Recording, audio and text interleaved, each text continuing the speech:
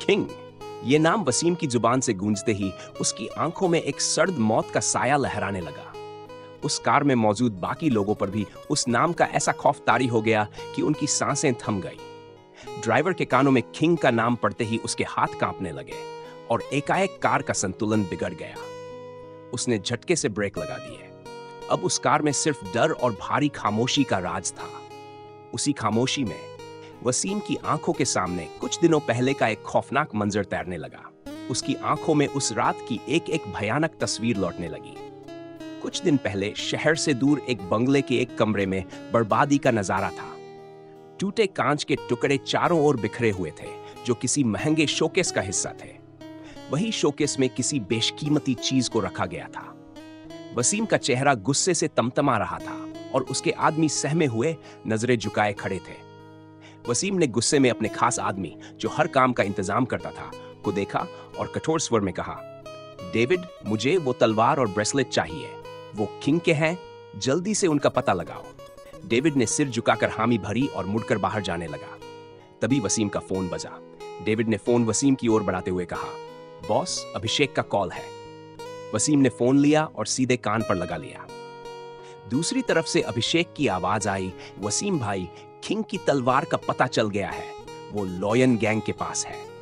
यह सुनते ही वसीम की मुट्ठियां कस गईं। अभिषेक ने आगे कहा, मैं बाहर कार में तुम्हारा इंतजार कर रहा हूं, जल्दी आओ। वसीम ने ठीक है कहा और फोन काट दिया। वह जाने के लिए मुड़ा तो डेविड भी पीछे चल पड़ा। वसीम बिना पीछे देखे सख्त लहजे में बोला, तुम यहीं रुको और सब कुछ ठीक करवाओ। मैं और अभिषेक वो तलवार लेकर आएंगे।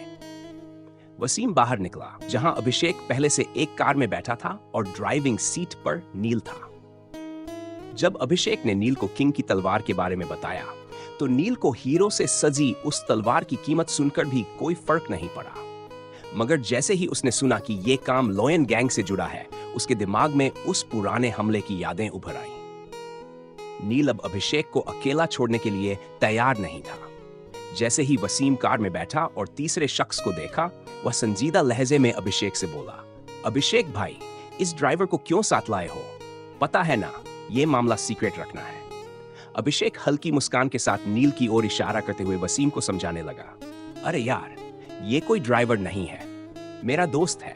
तुम चिंता मत करो, इसकी जिम्मेदारी मेरी है। वसीम ने नील को एक बार घूर कर देखा और फिर गहरी सांस लेकर मान गया। वे लोग अभिषेक की बताई हुई लोकेशन की ओर बढ़ चले। थोड़ी देर बाद उनकी कार एक सुनसान जगह पर आकर रुकी। चारों ओर सिर्फ घना जंगल था और सामने एक पुरानी हवेली खड़ी थी। वे कार से नीचे उतरे और हवेली की ओर देख रहे थे। तभी नील बुदबुदाया, तो ये है लॉयन गैंग का ठिकाना। वसीम ने अभिषेक और नील की ओर देखते हुए कहा, हमें तुम्हारे इस दोस्त को यहीं छोड़ देना चाहिए। अंदर कितना खतरा है, इसका हमें खुद नहीं पता। अभिषेक ने नील के कंधे पर हाथ रखकर उसे गले लगाया और हंसते हुए वसीम से बोला, भाई, इसकी फिक्र छोड़ो, मैं हूं इसके साथ। नील ने घूरकर अभिषेक को देखा, लेकिन अभिषेक के चेहरे पर मुस्कान बरकरार रही। तीनों ने हवेली का दरवाजा खोला, जो चरमराते हुए खुला। अंदर बेहद कम रोशनी थी। कुछ छोटे छोटे बल्ब जल रहे थे, जिनकी मध्यम रोशनी में एक दूसरे के चेहरे बस दिख ही पा रहे थे। वसीम ने अभिषेक से कहा, अभिषेक भाई, तुम दोनों ऊपर चेक करो, मैं नीचे बेसमेंट में देखता हूं। अभिषेक ने सिर हिलाया और नील के साथ सीढ़ियों की ओर बढ़ गया। ऊपर के कमरों की तलाश करते हुए काफी वक्त गुजर गया, लेकिन उन्हें कुछ नहीं मिला। तभी नील अचानक रुक गया और अभिषेक से बोला, वे लोग बेसमेंट में हैं। अभिषेक ने चौंक कर पूछा, क्या मतलब? नील ने समझाया, जब हम अंदर आए तो हॉल में धूल नहीं थी, लेकिन यहाँ ऊपर हर जगह धूल जमी है। इसका मतलब यहाँ कोई आता जाता नहीं। और सोचो, छिपने के लिए बेसमेंट से अच्छी जगह और क्या होगी? नील की बात सुनते ही दोनों के मुंह से एक साथ निकला, वसीम खतरे में है। दोनों तेजी से बेसमेंट की ओर भागे। जैसे ही वे नीचे जा रहे थे, अभिषेक के गले में पहना लॉकेट हल्के हल्के वाइब्रेट करने लगा। नील ने चौंक कर पूछा, ये क्या है? अभिषेक की आवाज हल्की सी कांपते हुए बोली, ये वसीम का सिग्नल है कि वो मुसीबत में है। वहीं दूसरी तरफ वसीम के कदम जैसे ही उस अंधेरे खामोश कमरे में पड़े, चारों ओर सन्नाटा और रहस्य की गूंज थी। अचानक अंधेरे से एक जोरदार हमला वसीम पर हुआ। वसीम किसी तरह खुद को संभालता है और उन हमलावरों का भरसक मुकाबला करने लगा। इतने में कमरे में हल्की हल्की बिजली की रोशनी जलने लगी, जिससे वहां के हालात साफ दिखने लगे। वहां 100 से भी अधिक आदमी उसे घेर कर खड़े थे और सामने एक सिंहासन जैसी कुर्सी पर बैठा हुआ व्यक्ति था। छोटे बाल, घनी दाढ़ी, काली त्वचा वाला ब्लैक लॉयन। वो ऐसे बैठा था जैसे शिकार को फांसने वाला शिकारी। वसीम ने उसे घूरते हुए कहा, ब्लैक लॉयन, तुमने किंग की चीजों पर हाथ डालकर बहुत बड़ी गलती कर दी है। अगर किंग को पता चला तो समझ लो कि तुम तो गए। ब्लैक लॉयन ने अपने चेहरे पर एक शैतानी मुस्कान लाते हुए कहा, हा हा हा, वसीम, तुम कितने भोले हो। तुम्हें क्या लगता है मैंने ये तलवार पैसे के लिए चुराई है? नहीं, ये तलवार तो किंग और उसके आदमियों को यहां बुलाने का मेरा तरीका है। आज तुझे खत्म करूंगा और फिर किंग को मारकर उसकी ये तलवार मेरी हो जाएगी। मैं बनूंगा माफिया का नया किंग। वसीम अपने जख्मों से कराहता, लेकिन हार मानने को तैयार नहीं। उसने गले में पहना लॉकेट दबाया, एक इशारा जिसे सिर्फ उसके खास लोग समझ सकते थे। वहीं ब्लैक लॉयन, जिसने किंग का सोने का ब्रेसलेट पहना हुआ था, हंसते हुए बोला, तुम्हारे किंग को बुलाने का यह बेकार तरीका है।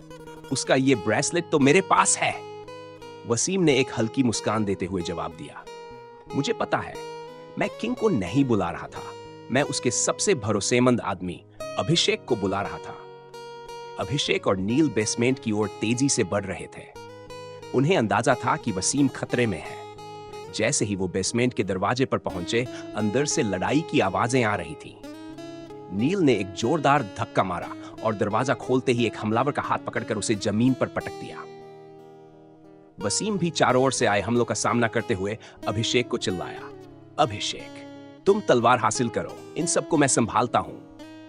अभिषेक ने शीशे में रखी किंग की तलवार को लेने के लिए हाथ बढ़ाया ही था कि अचानक उसकी पीठ पर खंजर का वार हुआ। दर्द में अभिषेक की कराहती आवाज सुनकर नील का गुस्सा उबल पड़ा। उसने अपने सामने खड़े सभी आदमियों को एक के बाद एक बुरी तरह से पसकरना शुरू कर दिया। उसके हाथों की गति इतनी तेज थी कि वहां खड़े सभी लोग नील की इस रौद्र रूप को देखकर सहम गए। ब्लैक लॉयन ने गुस्से में खंजर निकालकर नील की तरफ फेंका, लेकिन नील एक झटके में बच गया। खंजर उसके गाल को हल्का सा छू गया, जिससे खून की एक पतली धार बह निकली। पर यह क्या? उसका वो छोटा सा जख्म देखते ही देखते भर गया। ये देख ब्लैक लॉयन के पसीने छूट गए। नील ने शीशा तोड़कर तलवार उठाई और हवा में लहराई। तलवार इतनी धारदार थी कि हवा कटने की आवाज गूंज उठी। ब्लैक लॉयन की आंखें फटी रह गईं। उसने बुरी तरह कांपते हुए कहा, किंग! बस इतना ही कहना था कि अगले ही पल नील की तलवार ने उसकी गर्दन उड़ा दी। हॉल में गहरी चुप्पी छा गई। सभी ने देखा, लेकिन उनकी हिलने की हिम्मत नहीं हुई। नील के चेहरे पर क्रोध और आंखों में खून उतर आया था। वो एक के बाद एक सभी लोगों को मारता जा रहा था और पूरा हॉल भागते हुए लोगों की चीखों से गूंज उठा। किसी को कुछ समझ नहीं आ रहा था कि आखिर ये हो क्या रहा है। अभिषेक अब धीरे धीरे चलता हुआ वसीम के पास आ गया। वसीम ने नजरें न हटाते हुए धीमी आवाज में कहा, तुम्हें पता था न? तुम जानते थे कि किंग कौन है, पर तुमने मुझसे ये बात छिपाई। अभिषेक ने गंभीरता से जवाब दिया, किंग ने खुद को छुपा रखा था ताकि वो सब कुछ ठीक होने तक बाहर ना आए। लेकिन अब उसे छुपे रहना नहीं, अपनी जिम्मेदारी निभानी है। वहीं नील, जो अब उनके पास आ चुका था, ने अभिषेक से धीरे से कहा, तुम ठीक हो ना? वसीम भावुक होकर नील के पैरों पर गिर पड़ा। मुझसे ऐसी क्या गलती हो गई जो आपने मुझे अपने से दूर कर दिया? नील ने उसे उठाते हुए कहा, वसीम, अभी ये सब बात करने का समय नहीं है। चलो यहां से निकलते हैं। वसीम ने अपनी आंखों में गर्व और आदर के भाव लिए ब्लैक लॉयन के हाथ से किंग का ब्रेसलेट उठाया और नील के हाथ में पहनाते हुए कहा, किंग का असली हकदार अब अपने सिंहासन पर लौट आया है। वर्तमान समय। अभिषेक के फ्लैट में बैठे नील के फोन पर एक मैसेज आया।